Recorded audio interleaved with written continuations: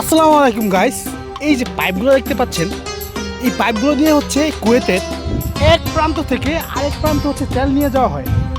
আর এই পাইপগুলো দিয়ে হচ্ছে অপরিশোধিত তেলগুলা পরিশোধনের জন্য কিন্তু ওই ফ্যাক্টরিতে নিয়ে যাওয়া হচ্ছে। আর এই প্রজেক্টটা হচ্ছে কিন্তু কুয়েতের কেওসি, মানে সরকারি প্রজেক্ট। এখানে এখানে হচ্ছে বিভিন্ন ধরনের পাইপ রয়েছে, দেখেন অনেকগুলা পাইপ। আর এগুলা হচ্ছে একদম স্থায়ী, যেটার মধ্য দিয়ে অপরিশোধিত তেল পরিশোধনের জন্য হচ্ছে স্থানান্তর করা হয়।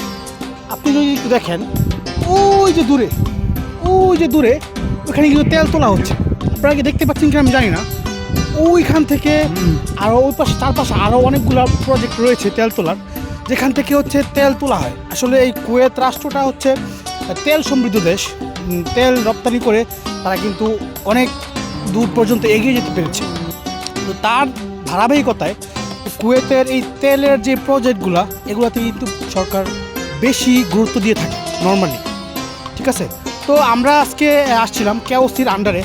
আমরা আসছিলাম হচ্ছে আজকে যেখানে একটা লাইনের সমস্যা হয়েছে, এই সমস্যাটা সমাধান করা শেষ, এখন আমরা চলে যাব। তো ভাবলাম যে আসলে এই দৃশ্যগুলো বা এই দৃশ্যপটগুলো আপনাদের একটু দেখাই, যারা আসলে দূর দূরান্তে আছেন, যারা অন্যান্য দেশে আছেন, যারা অনেকেই দেখেন নাই বা জানেন না, তাদেরকে জানানোর জন্য আজকের এই ভিডিওটা করলাম। তো ঠিক আছে, ধন্যবাদ গাইস, ভালো থাকবেন।